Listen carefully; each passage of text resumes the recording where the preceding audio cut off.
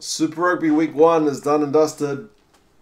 The Saturday games have continued the trend of the Friday ones in terms of away teams getting the wins. Unbelievably, only one home team got a win out of all 7 games this week, which has to be some kind of record, especially for a first round. Yeah, most bizarre, but for the most part, the games were fairly tight. A couple of blowouts there, but yeah, we'll have a quick chat about them and you guys can let me know your thoughts. The first one, the Blues against the Crusaders. I was at this game. Pretty tight in the end, 22 points to 24 for the Crusaders. It was Mata got 2 tries. One was a bit of a gift, and for 2 penalty tries as well. A little bit harsh, but hey, I was watching from the stand, so I'm not quite sure what the general feel is about that. I feel like that second one, perhaps they could have set that scrum again, and if it happened another time, maybe a penalty try, maybe the Crusaders would have scored anyway. Either way, I don't want to be a bitter Blues fan. For the Blues, it was tries to Akira Ioane, Ofa Tuangafasi, and to Augustine Pulu. So 4 tries to 3. The Blues get a losing bonus point, which I tweeted out and said, basically, if you'd offered me that before the start of the game, I probably would have taken it. I don't think I picked the Blues to get that close, so the fact that they did is encouraging. But also, the Blues had a chance to win this one if Plummer had kicked his goals.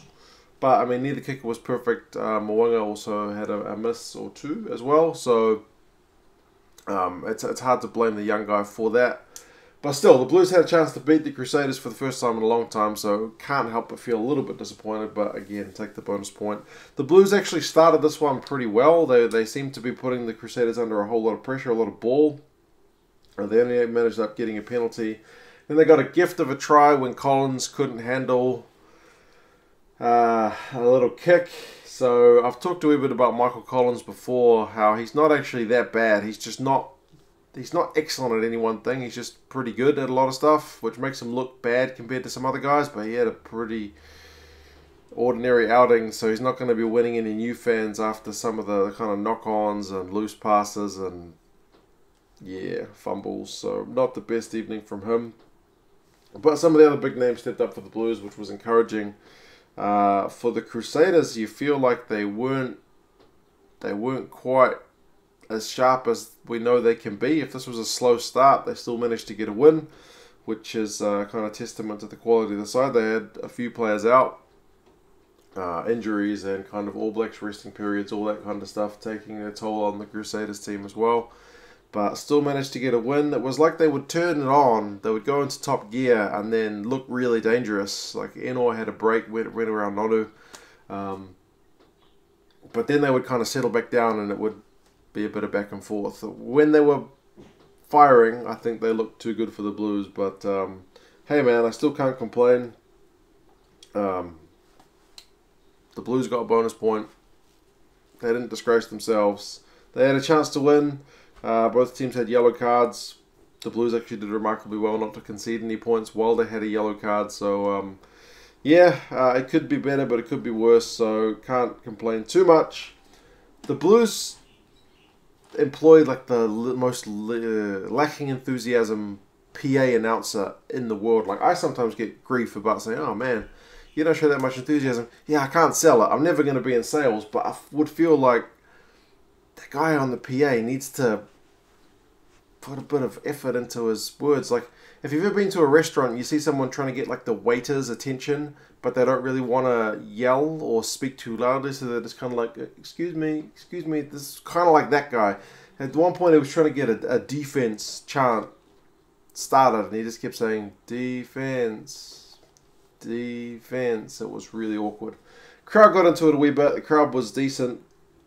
I don't know what the numbers were. If you guys know the attendance for any of these games, please do let me know. I'd like to kind of keep track of that because not all teams announce it. But yeah, there were definitely some areas of the stands that were full and some areas which looked a wee bit poor. But hey, yep, expected result. Crusaders got a win, Blues got a loss. At least they got a bonus point. I'll live with it. The next one, very close game, even closer than the 2-point one. The Waratahs going down to the Hurricanes, 19 points to 20.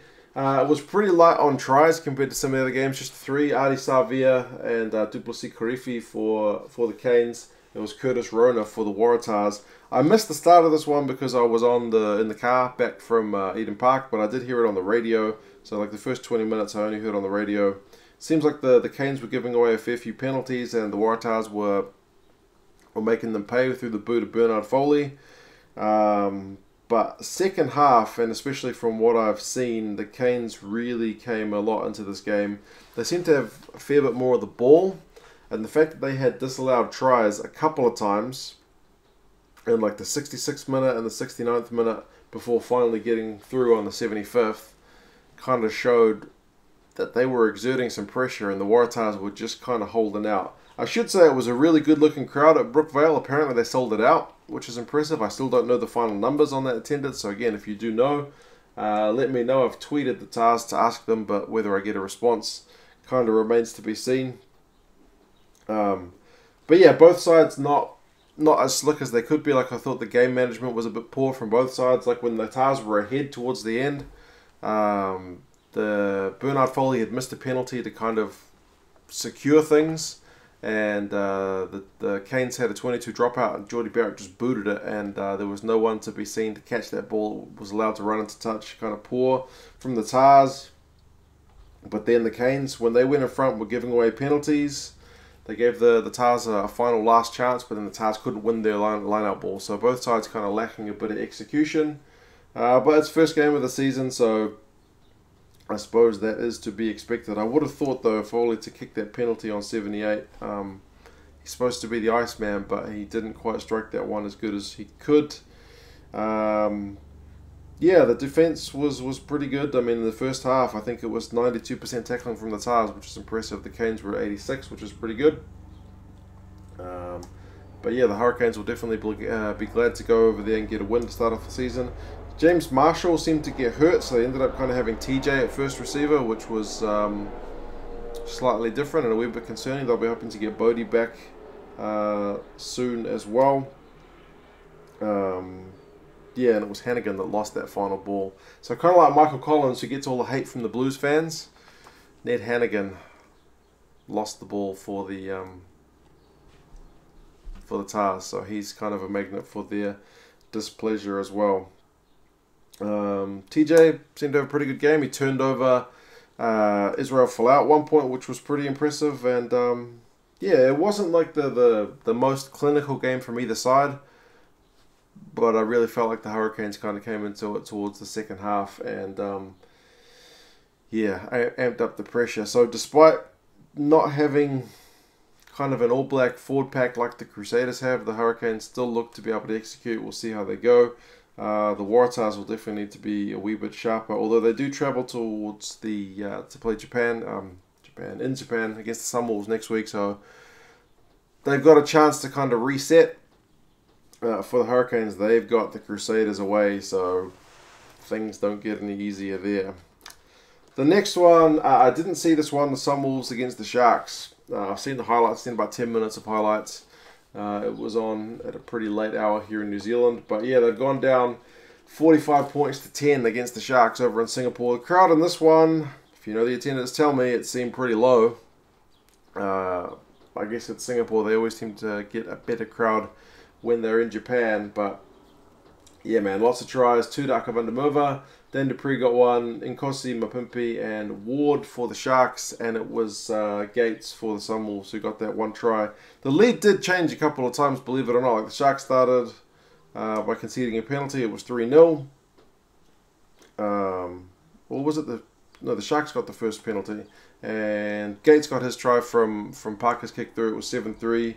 Parker got a penalty, made it 10-3, and you're wondering, I didn't know the score as I was watching the highlights. Are the Sunwolves actually going to do a job? No. From then on, it seemed to be pretty much all the Sharks. Their maul seemed to be getting a lot of pay. The penalty count in this one seemed to be really lopsided. So whoever watched this game in full can tell me just what was going on, where the Sunwolves were suffering. It seems like it was a bit around the breakdown and maul and scrum time, but you guys can let me know. But I mean, Akavandamova's second try was from a maul, first try was from a maul. They got the ball wide from Mapimpi and Nkosi. Mapimpi's try didn't have a whole lot of space, but he had enough. But yeah, Masarewa had one chalked off by the TMO. So I suppose some Wolves perhaps could have done a bit better, but yeah, 45 points to 10 after those first two results. It does seem like a bit of a hiding, and the Wolves at one point had a yellow card. I'm assuming it was from multiple penalties, but the highlights package that I saw didn't show what that was for. The Sharks managed to score a try during that period as well. So yeah, pretty disappointing for the Sunwolves. I talked them up a little bit with all their prep time for the season. Didn't seem to make a whole lot of difference in this match, but that Sharks side is a pretty slick side, and the fact that they've hit the ground running away from home is encouraging for them, because especially last year they had a side that could have performed better than they did, and if we can see them step up this year, that's a good thing for the Sharks rugby and for South African rugby as well. The next one, the Bulls against the Stormers. Again, I haven't seen this one. It was on in the middle of the night here in New Zealand.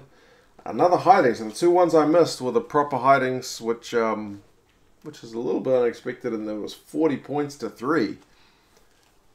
Again, I've seen about 10 minutes of highlights. It's a whole lot of guys in Captain America uniforms doing amazing stuff. And the Stormers, again, away from home, just are not a team to back. Speckman started things off. Boy, did he have a good game. He got 2 tries. Made Lades look a wee bit silly in that one. 7-0. Stormers got their first point and only points after about 10 minutes to SP Maria. 7-3. Speckman got another try. Kotza got a try. 21-3 at half time. It's looking pretty nasty, but it didn't stop there. Chip over for Creel. Made it 28-3. And then Pollard with his boot from long range, from all over the place, was just absolutely controlling the game. So yeah, I saw Robbie Fleck in the coaching box looking pretty lonely and unhappy. I can see why. They did not put in a good shift. I saw them put in a couple of mauls, and it seemed to go pretty much nowhere. That Bulls defense seemed to be holding really, really well. I'm not sure how they're going to go when they're back at home. They'll definitely have to lift, because whatever they're doing with their coaching away from home, they just can't seem to get it. But I mean, likewise for the Bulls, their squad does look stronger than last season. It's hard to know with some of the Sevens guys whether they're going to step up. It's only one game, but Speckman certainly looked the business in this one. You got the likes of Vermeulen and Brits back as well in the team, so it's a strong-looking Bulls team. One game is too early to say, but they are certainly looking pretty good so far. Yeah, just defensively and with the ball, they look sharp. So it's a good start to the season for Portugeman's men. They have got the Jaguares away in Argentina next week, so we'll see if they can continue on. The Stormers are back home to face the Lions in what now seems like a pretty important game. The final game, which I just finished watching, was the and why I put the Lions gear on today. I had plenty of choices. All these teams won, but the Lions get their first win over in Argentina against the Jaguares. I didn't pick this one. Jaguares traditionally beat the Lions at home, and in Joburg it goes the other way. But first game of the season, the Lions have managed to buck that trend. 3 tries to Schoeman. Who would have picked that, man? If you put money on that, you would have made a fair few bucks. 3 minutes, 32 minutes, and 50 minutes, pretty much all from either the back of a maul or a scrum. Just the one try to the Jaguares for Medrano. Again, not the slickest game, especially from the Jaguares. Like, they had so much ball in that second half. The Lions' defense and turnovers were paying big dividends, because the Jaguares were just attacking. They'd get turned over. Attacking under defensive pressure, would knock the ball on. It just really wasn't happening for them. They do need to, I guess, settle things down a bit. I felt they tried the maul too many times. They needed to have a bit of variation. Like the Lions, we know they've got a devastating maul, and they used it to good effect, but not every time. Sometimes they would go to the back and get the ball out. maybe the Jaguares need a bit of variation in their play, because the Lions were pretty much able to read it. Apart from one maul that really just rolled on for ages, the Lions were pretty much able to hold them up, eventually get the ball turned over or make them get it wide and then turn them over. The crowd didn't seem that great for this one. I didn't see what the attendance was again, but yeah, it didn't seem that exciting for a team which made the playoffs last year against what seems to be kind of a rival team in the Lions. But hey, yeah, Skurman was everywhere, not just with the ball, but defensively as well. Michael Marks was getting turnovers. Bonija for the Jaguares seemed to run the show pretty well in the absence of Nico Sanchez, so I think he'll come a long way this season, and going into a World Cup, it's good to have another guy who regularly plays 10 with the boys, so that will be pretty good. But yeah, man, very exciting win for the Lions.